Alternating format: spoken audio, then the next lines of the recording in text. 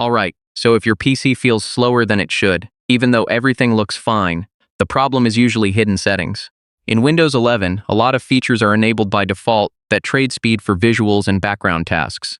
So in 2026, let's go step by step and tune Windows for the best performance possible. First, open Settings, go to System, then Power. Set your power mode to best performance.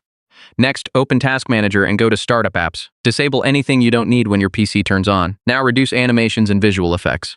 Select Adjust for best performance in System Performance settings. Next, disable background apps you don't use. They consume memory and CPU silently. Remove temporary files in cache. This frees up space and improves responsiveness. Delete apps you don't use anymore. Less software means less background load. Limit Windows search indexing if your PC is slow.